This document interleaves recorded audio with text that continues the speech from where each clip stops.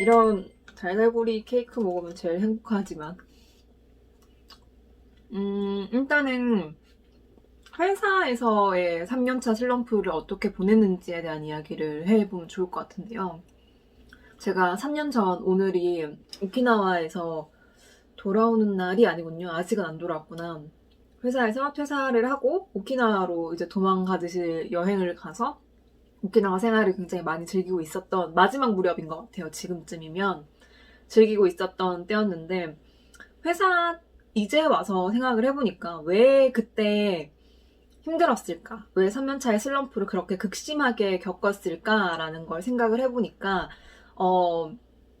에너지를 적절하게 분배해서 쓰는 방법을 그때 몰랐던 것 같아요. 그리고 제가 스타트업에 다녔었거든요. 그러다 보니까 에너지를 있는 대로 다 쏟아 부어야지만 이 무에서 유를 창조할 수 있었던 상황이기도 했고, 저 또한 너무 어려서 어떻게 일과 삶의 균형을 맞춰야 되는지도 몰랐던 것 같아요. 그래서 일과 삶의 균형이 맞지 않은 채로 일에 좀 올인을 하다 보니까 에너지를 다 쓴 느낌이었어요. 그런 느낌이 같이 오면서 스타트업이다 보니까 상사가 없고 사수가 없잖아요. 배울 수 있는 사람이 너무 없다 보니까 저는 이제 저의 100%를 다 썼는데 회사를 계속 키우고 같이 해나가기 위해서는 150%까지를 끌어서 써야 되는데 그 50%가 없고 10%도 없는 거예요. 그러니까 제가 이제 아는 한도에선 다 써버린 거죠. 이제 뭘 해야 될지 난 모르겠다라는 그 상태가 가장 저를 힘들게 했던 것 같아요. 그러다 보니까 좀 실수도 많았고요. 지금 돌이켜보면은 팀원들이랑 뭔가 제대로 커뮤니케이션을 했었어야 됐고, 아, 이런 점은 그러면 안 됐었는데 라는 것들을 퇴사를 하고 나서 서점을 운영하면서 굉장히 많은 것들을 발견하게 돼서 그때의 실수들 혹은 아, 이랬더라면 더 좋았을걸. 아, 그건 너무 내가 몰랐구나 라는 반성들을 참 많이 했던 3년이었어요. 서점을 하면서 3년이어서 팀원들에게도 굉장히 미안하다라는 생각들도 굉장히 많이 갖게 되는 그러면서 좀 힘들었던 것 같아요. 실수했던 나를 마주보는 게 사실 제일 괴롭고 하기 싫은 일이잖아요. 그런데 이제 보이기 시작하는 거죠. 멀리 떨어지다 보니까. 그러면서 아, 내가 정말 일을 잘 한 건가? 그런 생각들을 다시 한번 해봤던 것 같기는 해요. 그렇게 회사를 이제 3년차의 슬럼프가 극심하게 와서 엄청 방황을 하기 시작을 했어요. 왜냐하면 일도 너무 좋았고, 너무 재밌었는데 더 이상 미래가 그려지지 않는 거죠. 대부분의 우리 오시는 손님들이 상사를 보면서 현타가 와서 나 도저히 못하겠다.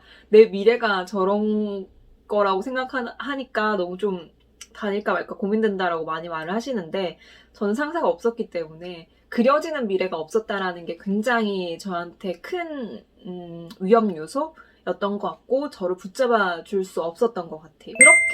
그렇게 퇴사를 하고 도망갔어요. 정말 도망쳤고 난 더 이상 못하겠다라고 두 손 두 발 들고 오키나와로 도망가 버렸죠.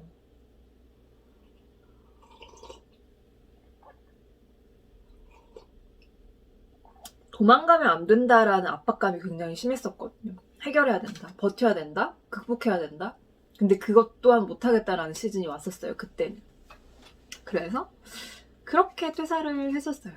그래서 사람들이 제가 서점을 열 때 굉장히 뭔가 꿈에 부풀어서 그리고 행복에 겨워서 열었지 않았을까라고 생각을 많이들 하시는데 제가 늘 말씀드렸지만 서점을 운영하는 그 3년이 제가 했던 일로서 얻은 번아웃과 슬럼프를 극복하고 치유할 수 있게 도와주었던 3년이었어요. 그래서 굉장히 1년 때에는 너무나도 괴롭고 힘들었고 그거를 마주보는 그 기간이었어서 저 혼자서 정말 감내하기 어려울 정도의 감정들과 반추들, 계속 되돌아보는 것들이 많아서 좀 괴로운 시간들을 많이 보냈지만 결국에는 지금도 또다시 3년이 지났고 돌이켜보면 그 3년이라는 시간이 저에게도 치유의 시간이지 않았나라는 생각들이 들기는 해요, 지금은.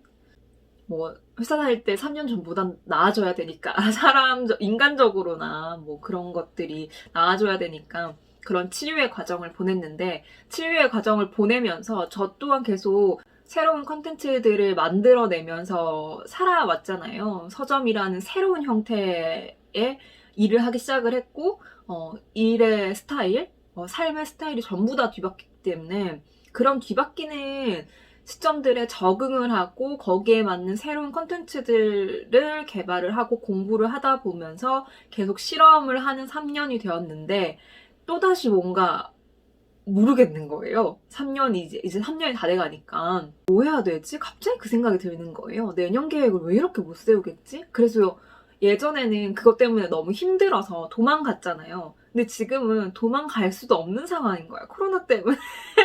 갈 수도 없어. 어딜 갈 수도 없고. 불현듯 도망이 너무 가고 싶었는데, 왜냐면 한번 도망가 봤거든요. 그러니까 도망이 가고 싶은 거예요. 그러다가 생각을 해봤어요. 내가 여기에서 그만두면 저번 영상에서 말했던 것처럼 3년밖에 안 한 사람이 되는 거예요. 계속 나에게 주어진 이 숙제를 정말 제대로 풀어야겠다. 그러니까 이 3년의 벽을 넘어야겠다. 근데 내가 왜 번아웃이 왔고 슬럼프가 왔을까? 왜 또다시 이 느낌과 감정이 찾아왔을까? 나는 왜 4년을 어려워할까라는 것들을 굉장히 깊게 고민을 하기 시작했던 것 같아요, 이번에. 그러면서 가장 많이 도움이 됐던 게, 제가 새로운 형태의 삶을 살고 있잖아요. 회사인으로서 살다가. 그래서 저보다 오래 이 비슷한 형태의 삶을 사는 사람들한테 계속 물어봤어요. 4년 차에는 뭘 해야 되냐. 왜냐하면 저는 그 시각이 없기 때문에, 4년을 내다볼 시각이 없기 때문에 4년 차에는 뭘 해야 돼요? 라고 여쭤봤는데, 가장 인상 깊었던 대답이 새로운 걸 해야 돼요. 현정 씨 3년 정도 했으면 다 썼을걸? 현정 씨가 가진 거? 라고 얘기하시는 거예요. 갑자기 띵 맞았어. 맞네? 내가 열심히 한 것도 있지만, 그래서 지친 것도 있지만, 내가 가진 걸 다 썼기 때문에 또다시 그림을 그릴 줄 모르는 상태구나 라는 거를 깨닫게 돼요. 그래서 새로운 것을 해야 된다라는 것이, 제가 다 쓴 이 재료들을 새로운 걸 통해서 또다시 이렇게 재창조를 해내야 되고 계속 만들어내야 되는 거죠. 그러기 위해서는 새로운 것을 주입할 필요가 있겠구나라는 것들을 깨닫게 됩니다. 근데 뭐 예전같이 전시회를 가거나 연극을 보거나 영화를 보거나 다른 공간들을 막 자유롭게 다닐 수 있다면 좋겠지만, 지금은 그럴 수가 없잖아요. 그래서 어떻게 해야 될까라고 하면서 정보들을 좀 찾기 시작해요. 첫 번째 정보를 찾았던 게 책이었는데 어떤 책을 읽어야 될지도 모르겠는 거예요. 그게 어떤 문제냐면, 내가 뭐가 문제인지 모르는 거예요. 내가 어떤 책을 읽어야 되지? 가 뭐가 문제인지 알면 찾아보는데, 그게 아니니까 어떤 책을 읽어야 될지도 모르겠어서 일단 첫 번째로 골랐던 책이 경영에 관련된 일이었어요. 저는 제 일만, 그리고 제 가게 서점만 생존을 위해서 계속 생존이 목표였고, 그런 생존의 시각으로만 계속 달리다 보니까 전체적으로 전략적으로 제가 보는 힘이, 넓게 보는 힘이 없는 것 같은 거예요. 그래서 가장 기본적인 피터 드러커의 매니지먼트라는 책을 사서 읽었는데 확실히 도움이 정말 많이 됐어요. 거기에서 했던 이야기가 기억이 나는 게, 작은 집단일수록 문제를 쫓는 것에만 계속 신경을 쓴대요. 진짜 맞는 말이, 월세 어떻게 내지? 이건 어떻게 하지? 콘텐츠는 팔릴까? 이건 어떻게 해야 되지? 라는 문제만 쫓는데, 문제를 쫓는 데에서 기회를 보는 시각으로 바꿔야 된다는 거예요. 지금 코로나 시대에 대입을 해보자면, 어떡하지? 뭘 해야 되지?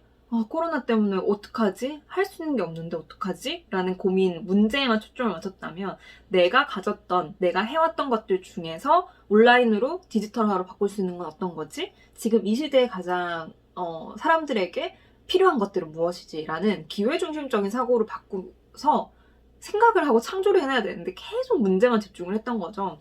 그런 식으로 조금 저에게 뭐 완전 필요하고, 제가 경영을 공부해야 되고 더 깊게 공부해야 되고 그런 건 좀 나중의 일이겠지만, 지금 당장 저의 시각을 넓혀주는 데는 굉장히 도움이 되는 책들이어서, 경영 관련된 이야기들, 기본서, 저는 공부를 한 번도 해본 적이 없기 때문에 너무 어려워요. 어려운 거 읽으면. 그래서 기본서를 찾아서 읽기 시작했던 게 가장 제가 첫 번째로 택했던 정보였고요. 두 번째로는 온라인 시장이 미친 듯이 열렸잖아요. 강의 시장도 그래요. 지금 온라인 정보들이 미친 듯이 쏟아져 나오고 있거든요. 심지어 정부에서 하는 질 좋은 무료 콘텐츠들도 너무 많아요. 이거를 얼마나 발빠르게 선택해서 듣느냐의 문제라고 생각을 했었어요. 그러니까 이렇게 정보가 많은데 이 정보들을 내가 빨리 선택하고 습득해서 내 걸로 적용하는 과정들이 필요한데 그런 부지런히 온라인 강의들을 찾아보고 공부하고 사색해야겠다라는 그 과정들 을 지금 열심히 하고 있습니다.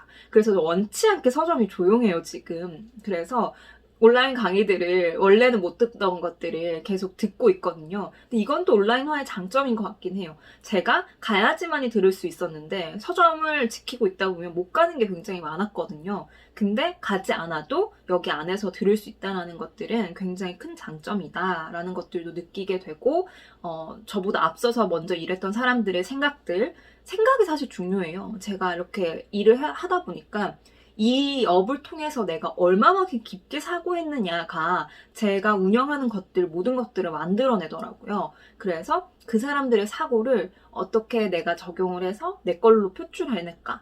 그런 것들을 좀 많이 요즘엔 공부를 하고 있습니다.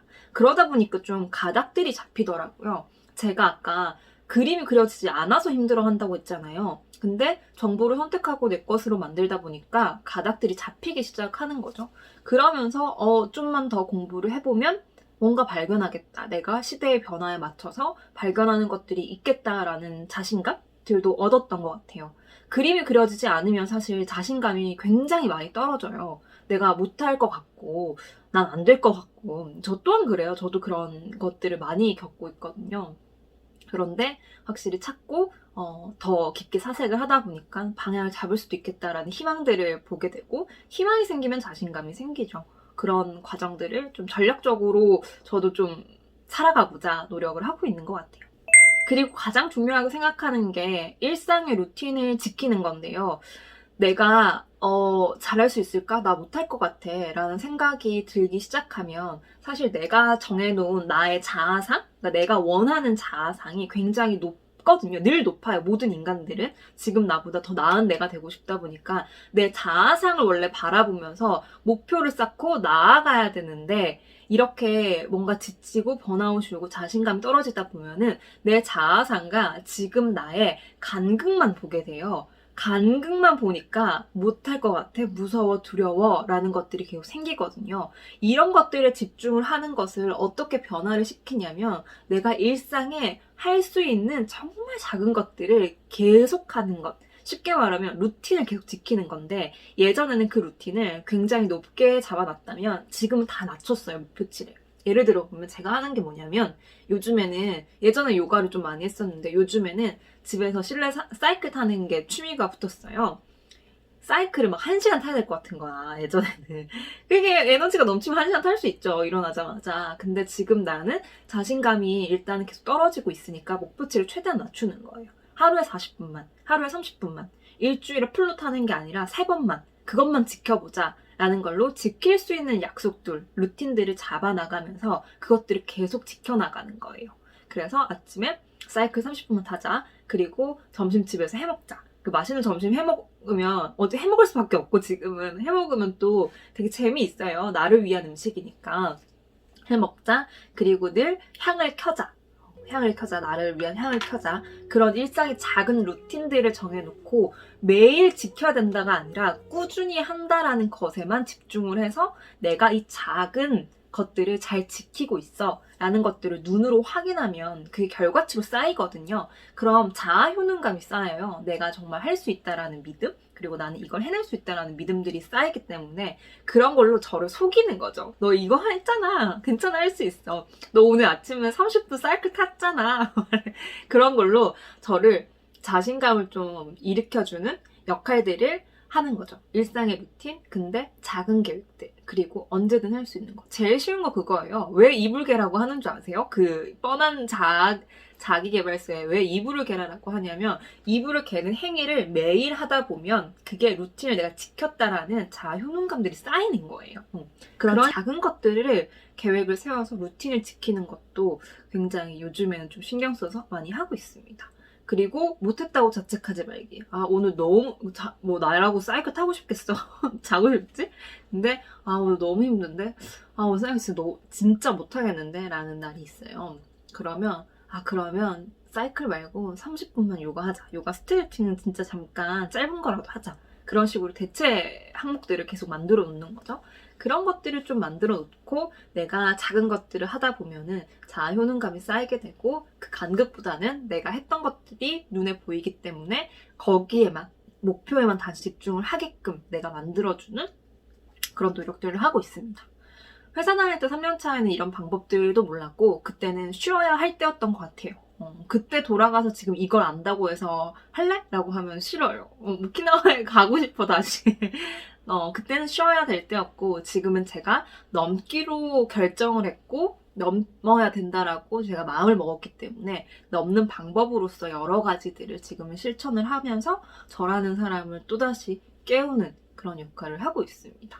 여러분들도 여러분들이 지키고 있는 일상의 루틴들이 있는지 궁금합니다. 어떤 루틴들을 가지고 계신지, 그리고 여러분도 정말 작은 그런 계획들도 알려주시면 저 또한 모르는 것들이 있기 때문에 여러분들의 루틴 중에서 제가 이거 해보고 싶다라는 것들은 저도 해보도록 할게요. 슬럼프라는 게 누구나 와요. 막 뻔한 말 있잖아요. 열심히 살았으니까 슬럼프가 온 거야. 그건 맞아요. 맞는 것 같아요. 그렇게 생각하면 돼. 내가 못해서 그런 게 아니야 라는 것보다 열심히 해서 또 왔구나. 근데 지금 쉬어야 될 때야, 놓아야 될 때야, 아니면 넘어야 될 때야, 그런 것들을 스스로 결정을 해보시고 그 결정을 먼저 하시는 게 먼저인 것 같습니다. 어떤 거에도 답이 있다라는 게 아니라 꼭 이렇게 이겨내야 된다라는 것도 아닌 것 같아요. 아까 이야기했던 것처럼 쉼이 필요하면 쉬어야 되는 게 너무 당연한 거겠죠?